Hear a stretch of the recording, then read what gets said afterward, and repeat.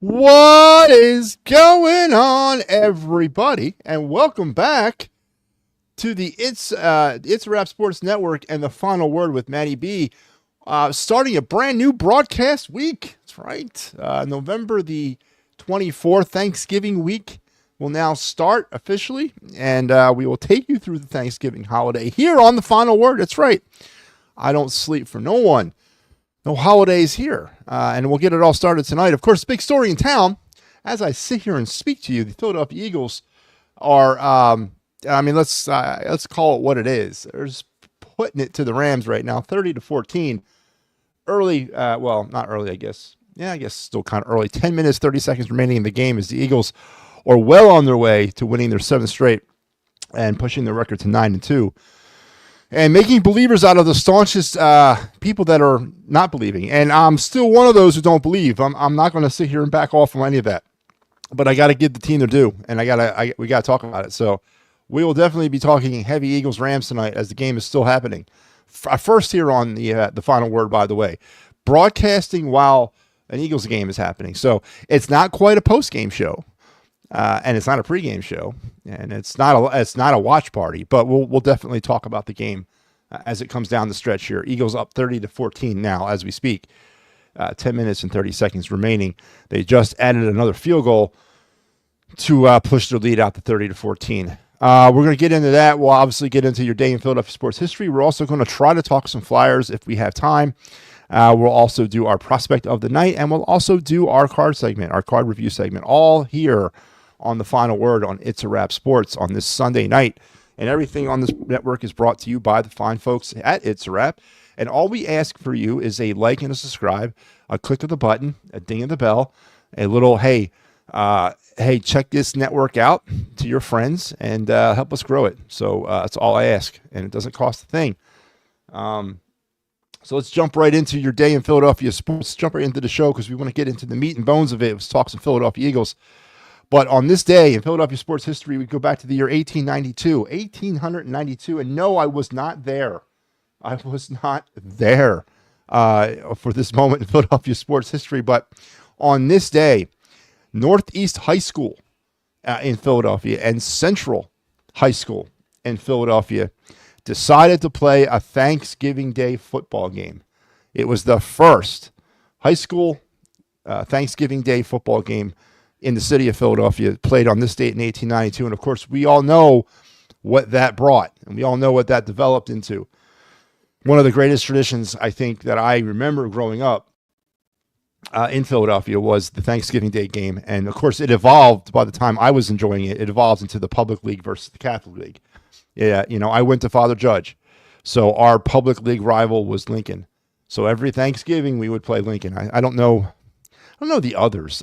Wasn't it? I think Ryan and Northeast? I think Ryan and Northeast were their rivals, but that's what it evolved into, a city series, if you will. And it was a great way to grow up. And now, of course, the way the society has kind of de-evolved over the last 10 or 15 years, they just stopped doing it a couple years back. I know Judge is not doing it anymore. I'm not really sure what the other teams are, but Father Judge put an end to their Thanksgiving Day game a few years ago. But on this day in 1892, the first high school football game played on Thanksgiving Day in Philadelphia occurred. It was between Northeast and Central, and it evolved into one of the greatest traditions that, as I said, growing up in Philadelphia was, I can't imagine what my life would have been without that. And I really can't imagine, and it really kind of makes me sad that there's going to be generations of kids that grow up in the city of Philadelphia that are not going to experience that. And I hope we find a way to ease the tensions and bring sports back on Thanksgiving Day. Bring high school football back to Philadelphia. At least Father Judge. I mean, God, I'm a Judge guy, so bring that back. At least. I mean, come on, man. What are we doing here? But on this day in 1892, it all began. High school football on Thanksgiving Day in Philadelphia. So there you go. That was your day in Philadelphia sports history. Now let's get into what we came here for. Eagles are currently up 30-14. Less than 10 minutes now remaining in the fourth quarter. And if things, barring a significant drop-off and a collapse of epic proportion, the Eagles will push their record out to 9-2. And taking a 2.5 game lead now over the Commanders, who lost today. in the NFC East. And how did they do it, you might ask? Going into this game, folks, I honestly thought that the Eagles would struggle against Matt Stafford, Puka Nacua, and Cooper Kupp. Cooper Kupp's been pretty much non-existent in this game. Nacua had some action early on, but the Eagle defense has found a way to pester Stafford. They've gotten significant pressure against him. They've neutralized him as much as they possibly can. Stafford's had a night, kind of. I mean, he hasn't really gone off, but he's made some plays when he had to. But for the large part, the Eagle defense has held its own again, and it's somewhat shocking. They continuously impress me week after week. I keep on waiting for that other shoe to fall, but it's not happening. Offensively for the Eagles, I mean, it's wash and repeat. It's the same recipe week after week. The offense comes onto the field. They look decent in the beginning of their first drive. They sputter. They sputter throughout the first half. I think they got 13 points. They ended up having a better second quarter than they did first quarter. No touchdowns again in the first quarter. Eagles have only done that. Have only scored 2 first quarter touchdowns all season. So they somewhat struggled to come out the gates. They were down early, 7-3, gave up the opening drive, not opening drive touchdown, but the other opening drive touchdown to the Rams, their second drive. 7-3 heading into the second quarter. And then from that point, pretty much, from the second quarter on, the Eagles pretty much enforced their will.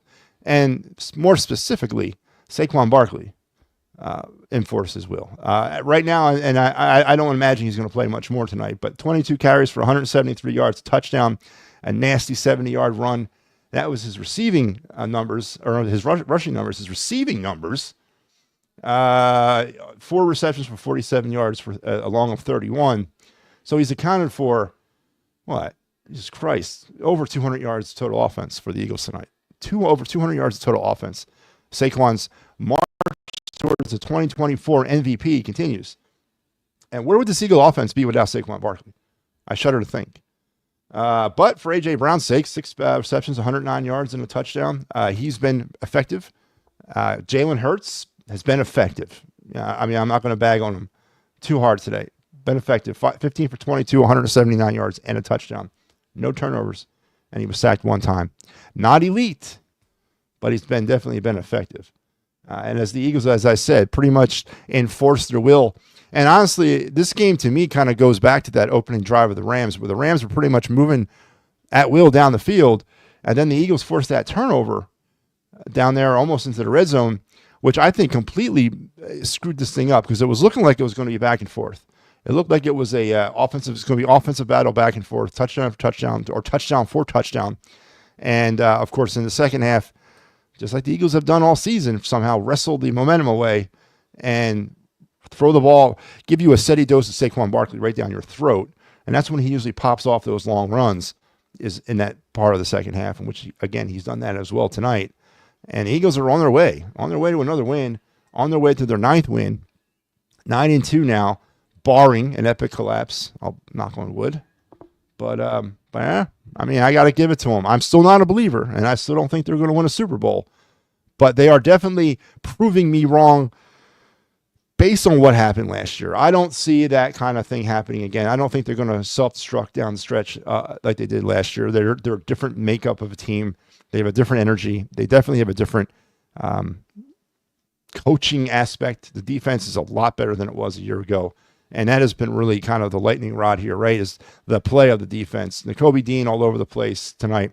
Jalen Carter getting triple teamed, got double teamed, but still getting interior pressure and helping the other parts of that line get pressure. They lost Darius Slay there in the secondary. Secondary's been vulnerable, but again, they've done what they've had to do, and they've kept the big plays, and they've kept what's his face down. What's Nacua? 8 receptions, 110 yards. He got his. Kupp 7 receptions for only 33 yards. Listen, and neither one of them scored a touchdown. I'll take that against those 2 wide receivers. The Eagles secondary has done their job through this game, and I think we're now officially entering into that garbage time mode. So 9-2, and now we get to set our sights for the Baltimore Ravens and see how that thing works out. But we're going to take it one game at a time, as they say. And I got to give credit where credit is due. I definitely do. I had the Rams winning this game, and the Eagles answered the bell again. So 9-2 is what we're going to be looking at. And yeah, I don't know. Honestly. So if you look at this thing heading into next week, right? 9-2 against the Ravens next week. They were 10-1 when the collapse began against the 49ers a year ago. And that would be next week. That's kind of like it all sort of like lines up, right? I'm not going to look ahead now at the Ravens game. I mean, this game's not even over yet, but honestly, this is probably the Ravens game next week. It's got to be the biggest test, if anything, to where the Eagles might stack up amongst the hierarchy of the NFL. We're going to face a perennial Super Bowl contender, a legit Super Bowl contender. And if they come out with a win, great. If they come out with a loss, that's fine. But they got to come out with their dignity intact and not get blown out. And I think this is going to be an interesting game on Sunday. Not the season, because of course the season's not on the line or anything like that. And I don't think it should be approached like that. But it's definitely going to be a good watermark game for them to see where they stack up against one of the NFL elite teams. So that's more for next Sunday. But right now the Eagles are well on their way to winning their 9th game of the year. Currently 30-14 over the LA Rams as we move into the back end of the fourth quarter. Star of the night, or the story of the night for the Eagles once again offensively, is Saquon Barkley. 22 carries, 173 yards, and a touchdown. On the receiving side of things, 4 receptions for 47 yards. His longest was 31 yards. So accounting for over 200 yards of total Eagle offense tonight is Saquon Barkley as he continues his assault on the 2024 NFL MVP. And it's going to be hard. I know there's other players out there having good seasons, and Lamar Jackson's going to get mentioned in the quarterback race and all that, and certain other players, but it's going to be hard if this continues to make a case that Saquon Barkley does not deserve serious consideration. Now, Eagles MVP, hands down, 100%, but definitely serious NFL MVP considerations for number 26 as the Eagles are on their way to another win tonight, strengthening their lead now over the Washington Commanders in the NFC East, who lost today earlier to the Dallas Cowboys. That's right, man. Ugh. Washington loses to the Cowboys.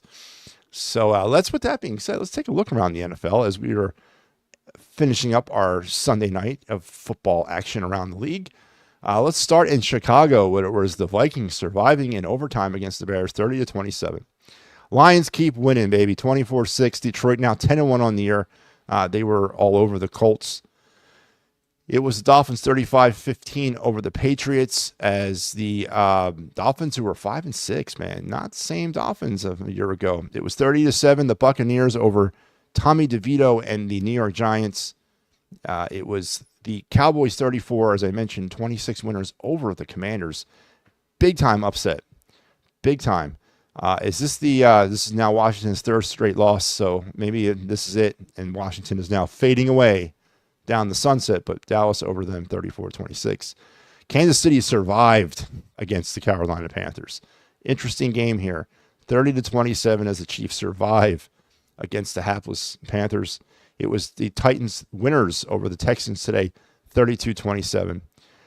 Bo Nix and his assault on Rookie of the Year continues as the Broncos were 29-19 winners over the Raiders, and the Packers 38-10 all over the San Francisco 49ers. What a difference a year can make, folks. And it was the Seattle Seahawks 16-6 winners over the Arizona Cardinals, and by the result of all of those games, and that Seattle-Arizona game was literally a battle for first place in the NFC West. We have a new first-place team in the NFC West. The Seattle Seahawks take over first place in the hapless NFC West with a 6-5 record. Gotta love it. And, of course, on Thursday night, football the way it's supposed to be played in Cleveland against the Steelers in the snow. 24-16 Browns were 24-19 Browns were the winners. And tomorrow night it'll all wrap up out at the same place that we're at here tonight for the Eagles game.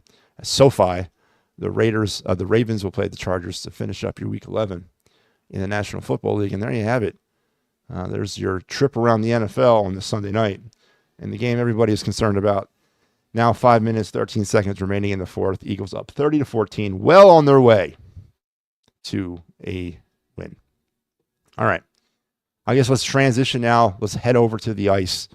The Flyers will be back at it tomorrow night against the Vegas Golden Knights. They survived yesterday in overtime against the Blackhawks. A lot of people are talking about this game as being a gut check game, a get right game, whatever you want to call it. I don't know why you would call that, because the Flyers are not a dominant team over the Blackhawks. The Flyers and Blackhawks are pretty much the same team, right? They're at the same level of reconstruction. They're at the same level of the rebuild. So let's just call it a really good win. But just like the Eagles seem to have a certain recipe of how they're doing things offensively, where they struggle in the beginning of the game, turn it on towards the back end of the first half, and then put their foot to your throat in the second half.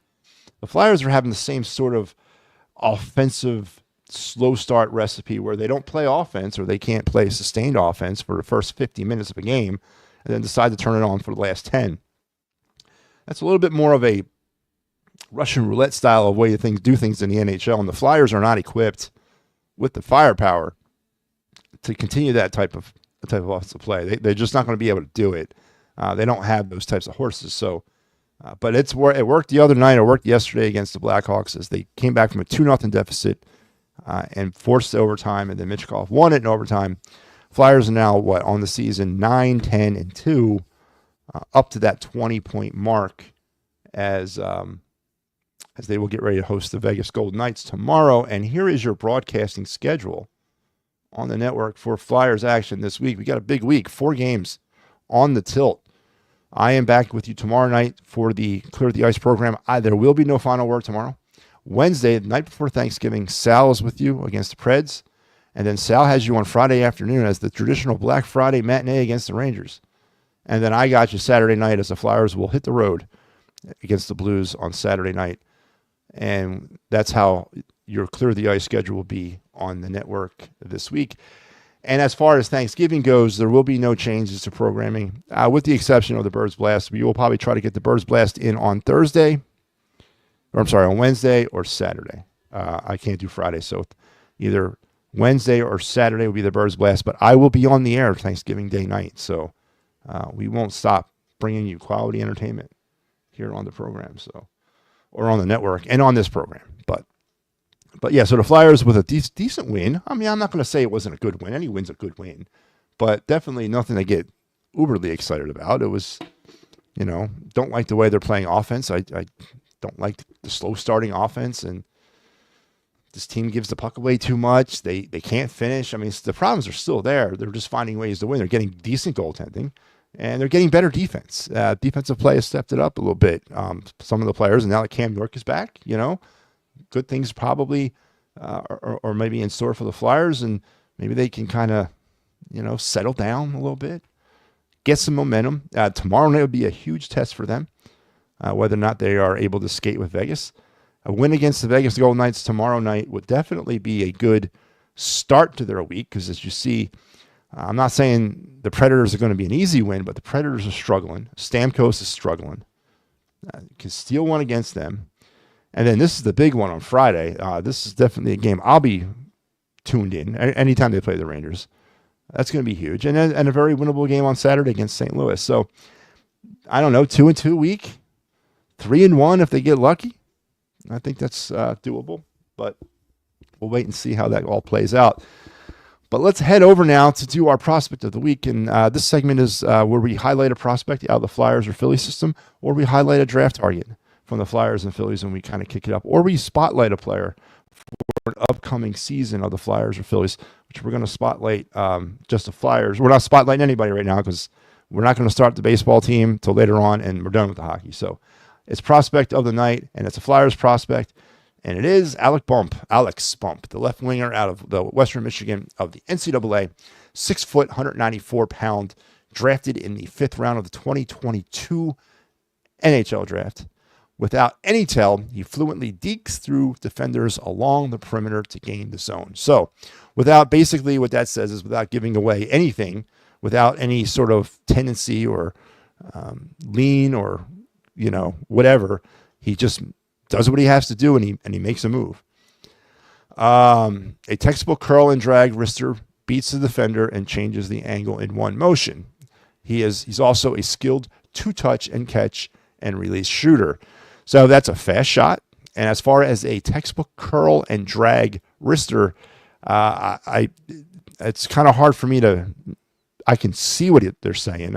I know what they're talking about, but it's a drag and a snap. It's your textbook, how they teach you how to do a wrist shot. There's nothing flashy about it, but it's very effective.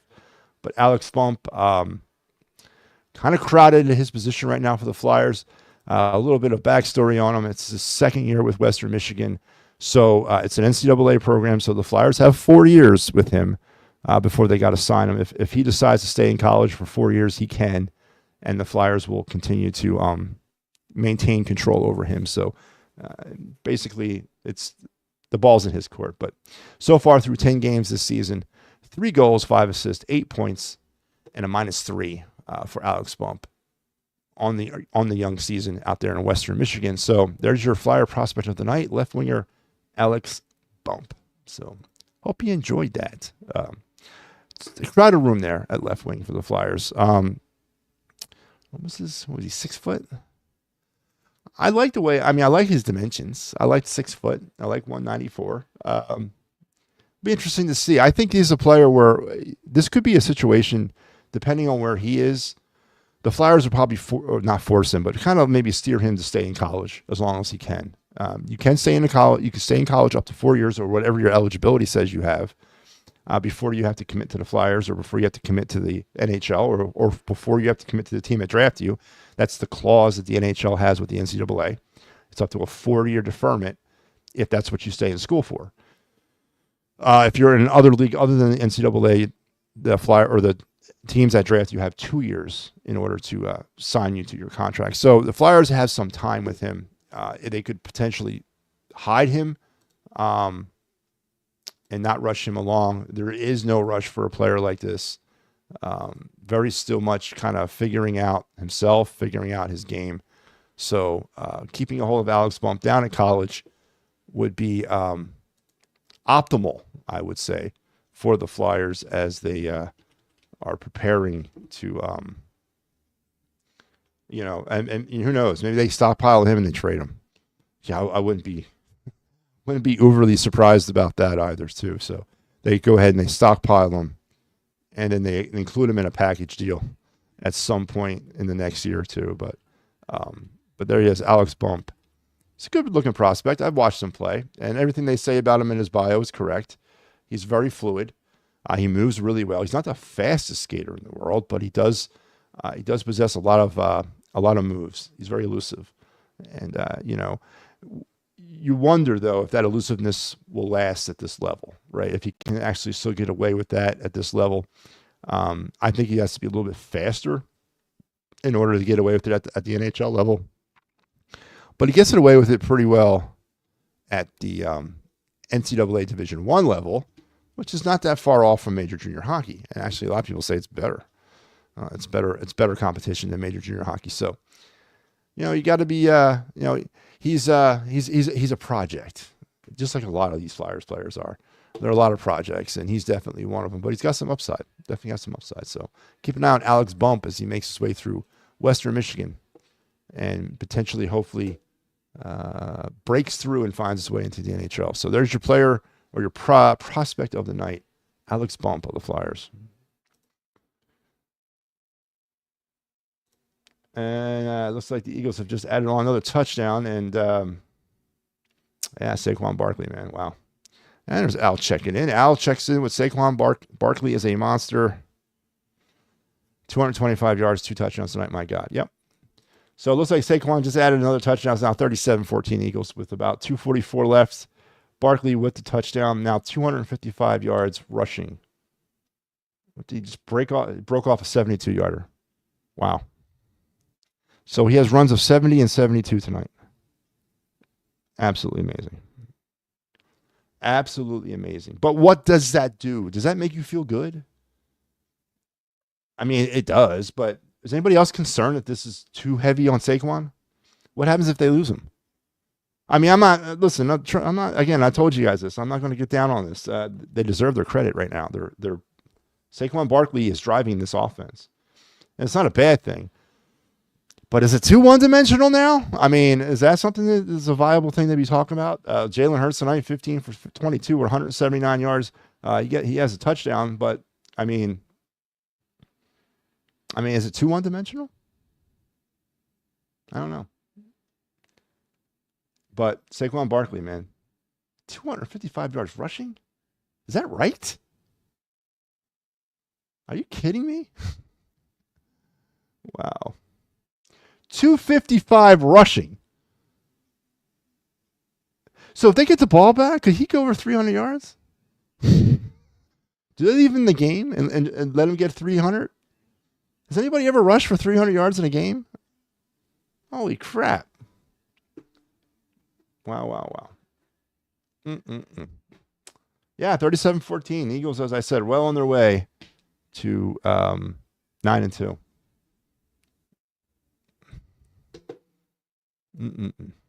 Old school football. Enjoy it, MattyB. Ground and pound and really good defense. Yeah. No, I 100% agree, Al. I'm not going to sit here and, as I said, I will not poo-poo it. But does somebody along the way find a way to neutralize Saquon Barkley? And what happens when they do? And this is what the really funny thing about all this is. Going into the season, that was not the problem. The offense was not the question. It was always going to be the defense. Now the offense and the problems or potential weaknesses of this football team rest squarely on the shoulders of Jalen Hurts. If they find a way, and that's a big if they find a way to neutralize Saquon Barkley, they find a way to take him out of a game, can Jalen Hurts put the offense on his feet, shoulders, arm, whatever, and win? Because up to this point, he hasn't been able to. And that's, I think, the story of the season going down the stretch. And again, I'm not wishing it, and I hope it doesn't happen. Saquon is on his way to an MVP-like season. He's definitely, in my estimation, my top choice for MVP. Perhaps because I watch him every day, or every week. But at what point did we stop and say maybe we're a little bit too one-dimensional? And no, I'm not the guy who kept saying, well, we got to rush the ball.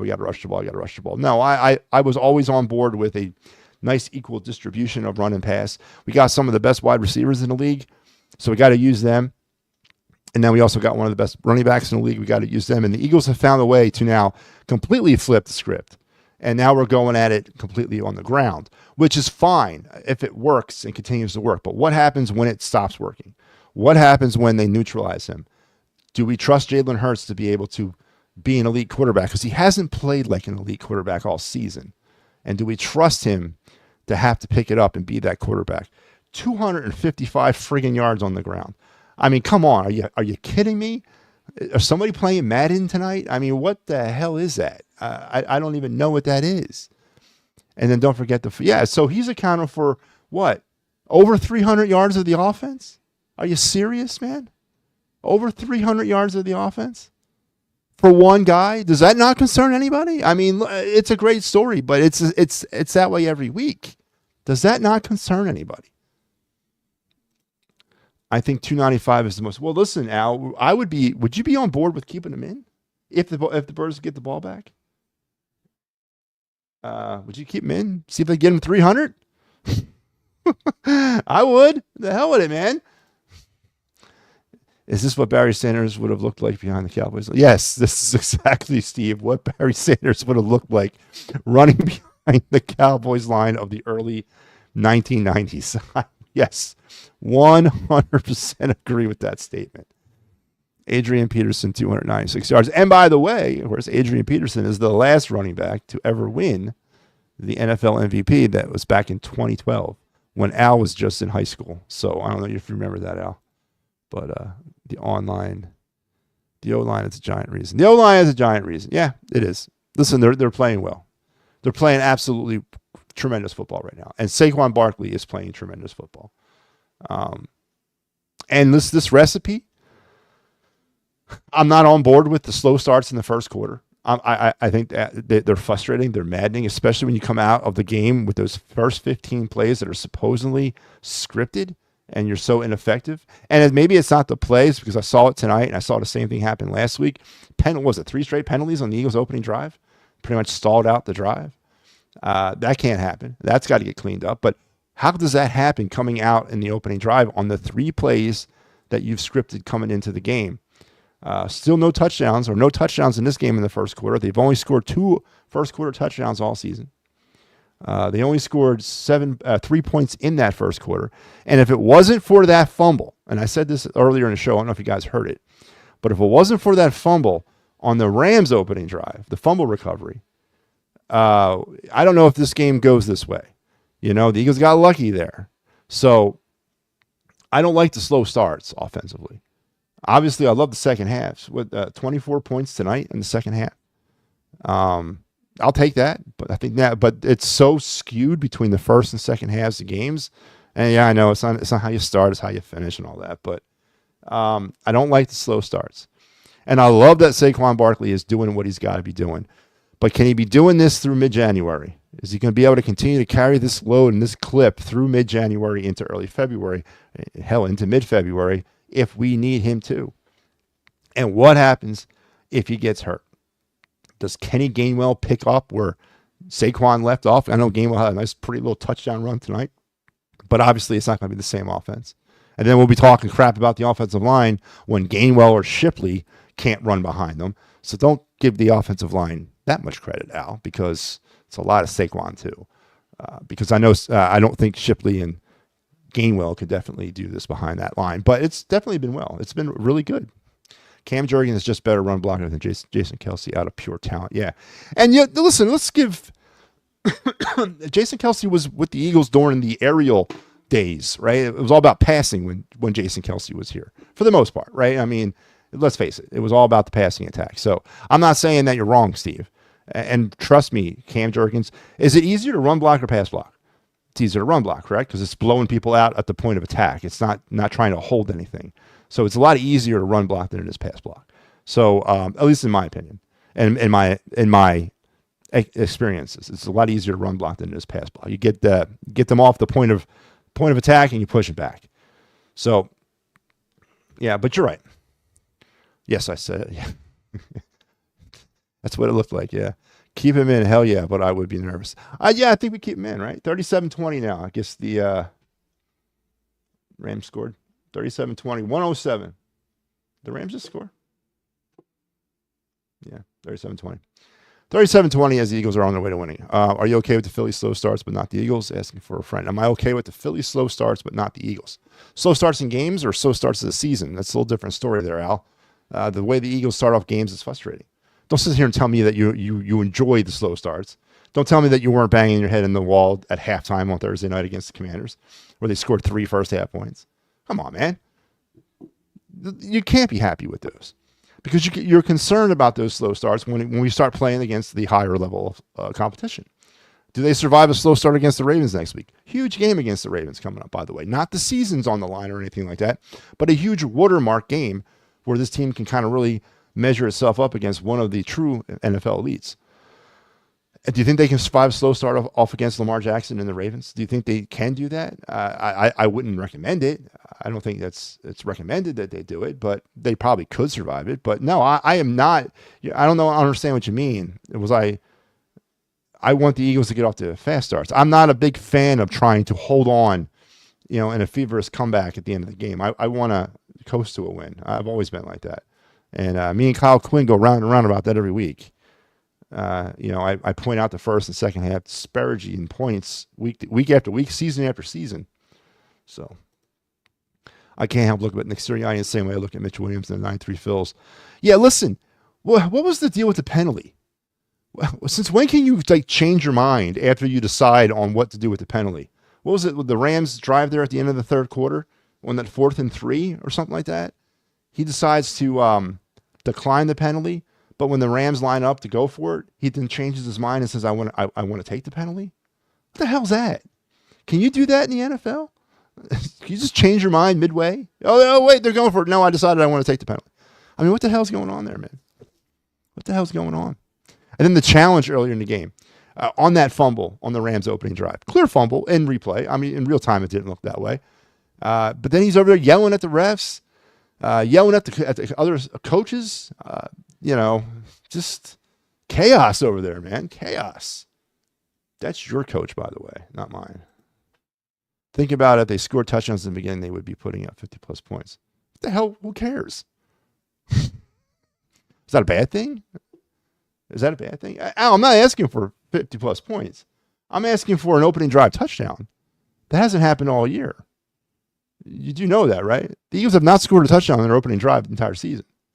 I'm asking just for one of those, just to see what it feels like. They've scored 2 first-quarter touchdowns all year. That is not right. That's not normal either. And I don't think you're going to win a Super Bowl that way. Those slow starts are going to have to get cleaned up. I'm not asking for 20 first-quarter points. I'm asking for a better start out the gate than no touchdowns on the opening drive or more than 7 points in the first quarter. And don't tell me it doesn't bother you. It does. You're going to make excuses why it doesn't matter, but that's different between not bothering or bothering you. Whereas I don't make excuses. I look at the facts as they are presented to me. So we are final, by the way. The Eagles have defeated the Rams 37-20. 9-2 now on the season. 7-game winning streak. 2.5-game lead over the Washington Commanders in the NFC East. Saquon Barkley, is he your player of the game? I don't think you can give it to anybody else. 226 carries, 255 yards, 2 touchdowns, a run of 72 yards. He also had 4 receptions for 47 yards for a long of 31. Accounted for over 300 yards of total offense for the Eagles. Simply amazing. As he continues his assault on the 2024 NFL MVP, trying to become the first running back since Adrian Peterson did it back in 2012. We'll see if he does it. I can't stand slow starts. I'm messing with you. No, you're not. You're not messing with me. You really believe that? You try to, do you like say the excuses in the mirror before you come out here with them? Do you try to go for the ones that make perfect sense? Like the whole, they missed their mommies in London with the Phillies this summer. That was a classic one that I'll never forget.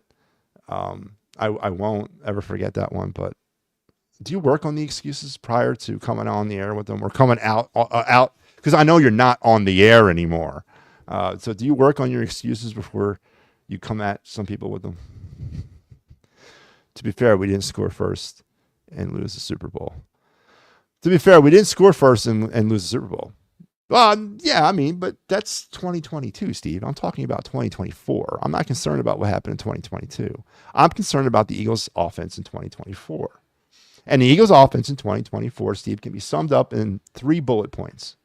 Bullet point number 3, and I'm going 3 to 1. 3 being the lowest, 2 and then 1.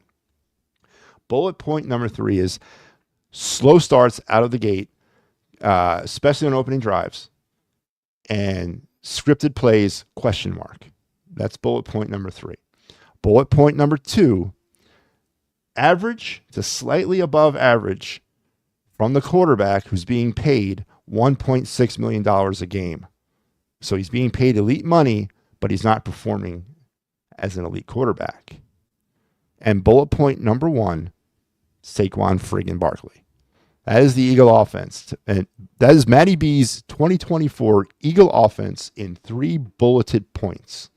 And so far, 9-2, first place and starting to run away with it in the NFC East. I guess it works. Now, coincidentally, next week against the Ravens, it will be literally a mirror image, in my opinion, of what we faced last year in week 12 at 10-1.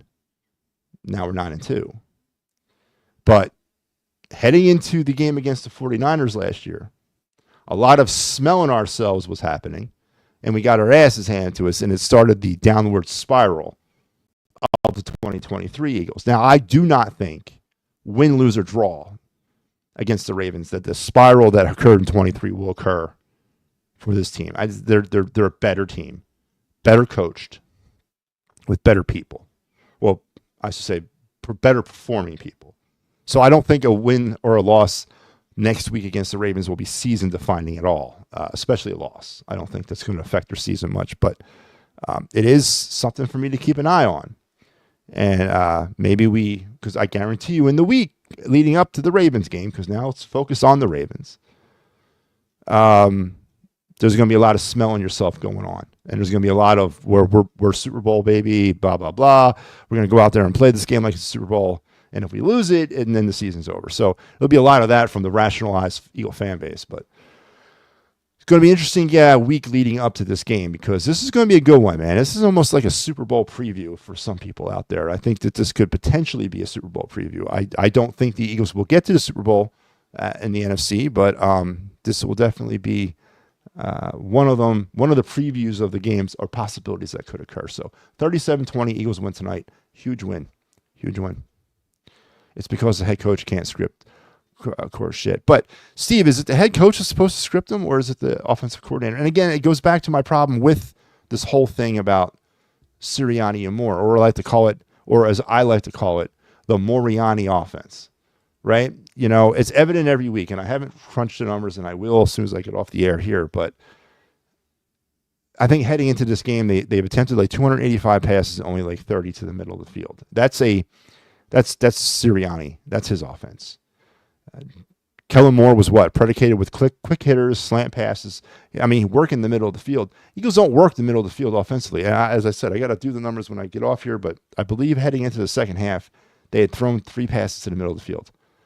And that's kind of where this season has gone. So who is, again, do I blame Nick Sirianni? Do I blame Kellen Moore? I blame both of them, because Jalen Hurts can't learn Kellen Moore's offense.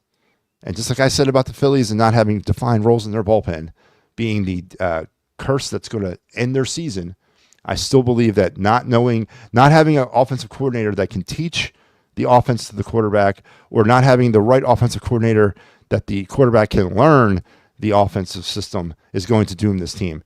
Because you're not going to win by throwing the ball 75 to 80% of the time to the outside and never using the middle of the field. Someone's going to find a way to neutralize Saquon Barkley. And they don't use the middle of the field when it comes to throwing the ball. So they're going to be relegated to deep 50-50 balls down the sidelines to A.J. Brown and Devontae Smith.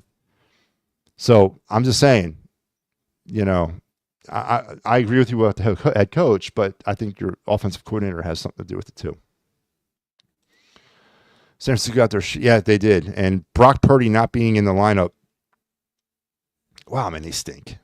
And they weren't playing that well without him. But then again, Christian McCaffrey wasn't around all season long. Listen, Steve, we all know football doesn't start till this week anyway. It's Thanksgiving, man. This is when it starts, right? So starting on Sunday or Thursday is when it really we get the push going on, the stretch drive. So we have a ton of football left to play. I mean, I know people are lining up on Broad Street right now, you know, doing the Mummer Strut down Broad because we're 9-2. But we all know there's a ton of football left to play. The Eagles haven't won anything yet. They're looking really good, but they're looking very one-dimensional to me. Very one-layered. Very one-trick pony-ish. And is that a concern for the assembled masses right here? Is that a concern for you guys? Concerns me. But 255 yards rushing. Are you kidding me? Are you kidding me? I can't deal with the first down quarterback draws anymore.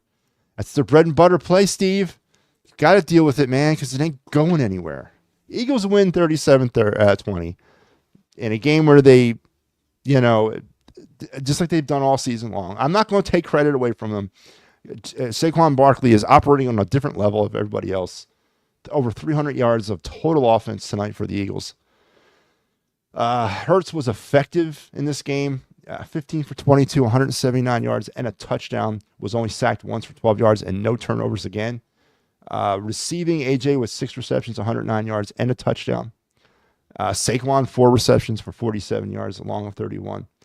Defense did what they had to do. Stafford on the night for the Rams had himself a decent night. I mean, some of these numbers are elevated because of the garbage, but 24 for 36, 243 yards, and 2 touchdowns. But the Eagles defense largely did what they had to do. They did force the turnover. Nakua was 9 receptions, 177 yards, and no touchdowns. Cooper Kupp got that late touchdown for the Rams. He had 8 receptions, 60 yards, and a touchdown. But for the most part, they were kept out of this thing. And you got to give credit where credit is due. The Eagles are running their script in 2024 to perfection. Slow offensive starts. Good, solid, consistent defensive starts. They got a turnover on the Rams' opening drive of tonight's game, which I thought was huge in the way this game kind of evolved. because the Rams were going right down on the Eagles. And I really saw a 7-0 lead, which would have been a 14-3 lead heading into the second quarter if things would have played out the way they did. So that fumble when the Rams were driving was a huge turnover, a huge play by the Eagle defense, who up to that point wasn't looking good anyway, but they made a big play there. And you got to give them a lot of credit. Kind of, in my opinion, turn that game around for the Eagles and turn that game around for the Eagle defense. And then the Eagles chipped away, methodically using the pass and using the rush, mixing in the pass, and got their way up to a 10 or a 13-7 halftime lead. And then just like they've done all season long, they came out in the second half and put their foot on the throat of their opponent, or I should say more appropriately, ran Saquon Barkley down the throat of their opponent as they were on their way to a 37-20 win. 8-2 now in the season. Was I saying 9-2? 8-2 on the season. Sorry about that. 8-2. So there you have it. Big time win for the Eagles today. Big time win. I'm just happy they aren't asking Hurts to throw 35 times. Yep. 22 tonight, Steve. Definitely manageable. But you're paying a quarterback $1.6 million a game. Are you expecting more from him? I mean, Sam Darnold could do what Jalen Hurts is doing. Tanner McKee could probably do what Jalen Hurts is doing. But we're paying Jalen Hurts $1.6 million a game to go 15 for 22 with 179 yards. Do you feel like your investment's being wisely spent, Steve? Just saying. Anyway, all right. Let's get to our final segment because we're running out of time. And our final segment on the program every week is the card review. That's right, the card review. This is the segment of the show where I take one of my sports cards and we talk a little bit about it and we just kind of cut it up. So let's get into the card review of the night and cue the music. Looks a little something like this. Looks a little bit like I can't miss. Hey, this is what you call a bad. What? This is what you call a bad. What? Looks a little something like this. Looks a little bit like I can't miss. Hey, this is what you call a bad. What? This is what you call a bad. All right. So let's talk about our card review real fast. I want to get back to some Eagles talk. Our card review on the night is a newer card, but it is definitely a card that I mentioned last week. If you can get your hands on any of these cards, you need to, because they are going to go upwards in value over the next few years. I guarantee you. Our card of the night is the 2018 Aaron Judge Topps. It's a kind of a they call these cards like moment cards. This was his moment card from 2018. It was a something he did on September 30th, 2017, where he hit his final home run of the 2017 season. This is not his rookie card. This is a moment card of him. They do these throughout sets every year. They segregate moments for players, and they use them as a card. But this was one of his moment cards in 2017. This card is not necessarily very valuable right now. It's like $3 the last time I was looking at it. But as I said, the value of what Aaron Judge and Shohei Ohtani and players like that are doing for the MLB, you need to hold on to. You definitely need to hold on to it as their value is going to go up. Their prices are going to go up, and accumulating Aaron Judge, Ohtani cards could only be a good thing for you. It's an investment that you should look for in the future, but this card currently is only sitting at about $3, which is not good, but this is not his rookie card. This is a moment card. So that's my, just wanted to kind of use that as the fact that he won the MVP. So I figured we'd talk about some Aaron Judge, and I have a ton of Aaron Judge and Ohtani. So we're going to be hitting a lot of their cards as we move through this. And here's the card right here. As I said, grading purposes, this is a raw card, as all mine are, but this grades pretty well. I think this is a 10. So I'm looking at $3. Woohoo! But no, these are investments. These cards are investments. I don't care what year, what season, what card company made it. Get your hands as much as you can on Aaron Judge and Shohei Ohtani going forward. All right, there you go. MattyB's card review. That was a quick one. That was our fastest one we've ever done. Let's recap as we're going to wrap it up for the night. Eagles, of course, big story of the night, 37-20 winners over the Rams. 8-2 now on the season, 2.5 games over the Commanders in the NFC East. Saquon Barkley just continues to assault the record books and continues to assault his possible chances to win the MVP. And in 2024, and counts for over 300 total yards of Eagle offense tonight as the Eagles are dominate and force their will over the LA Rams, 37-20. A similar familiar recipe to Eagle success tonight. Slow start, accentuated by very good Eagle defensive play, and then the offense gets things rolling in the second half, and they run Saquon Barkley down your throat, and they run off the victory. So 37-20, not 37-30, 37-20, Eagles win. 8-2 now in the season. Next up, the Baltimore Ravens. Should be a good one next Sunday. Flyers coming off of a win yesterday will host the Vegas Golden Knights tomorrow night, and I will be on the call for Clear the Ice tomorrow.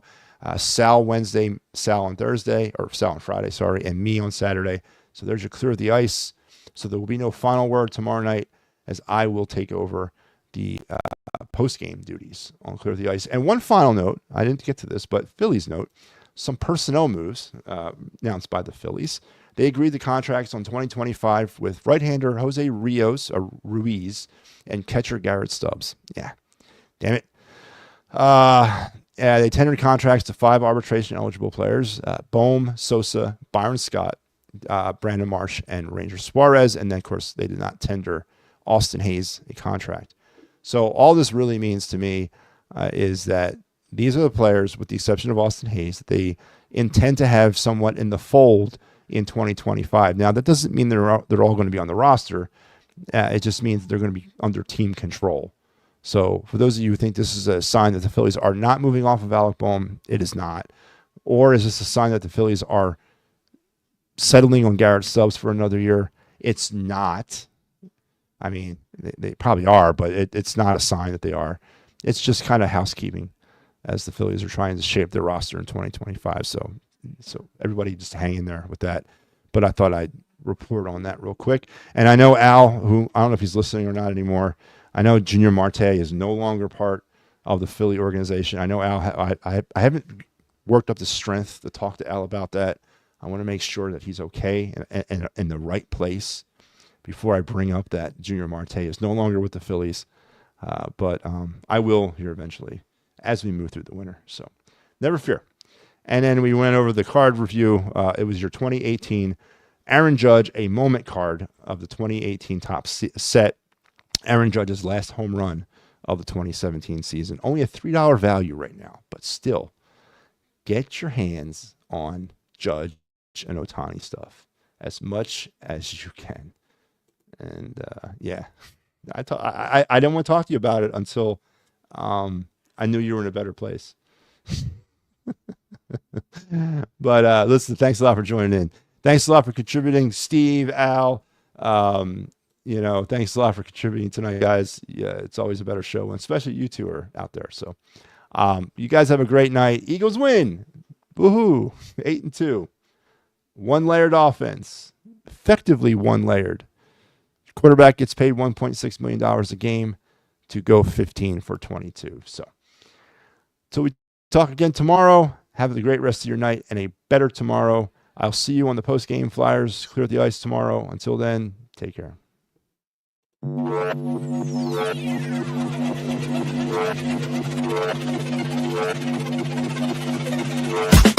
be going up hot for a minute.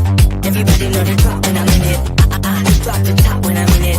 Everybody know the drop when I'm in it. Yeah, I go so pure. Everybody know I'm you know when they click through to the send this possibly a trophy, but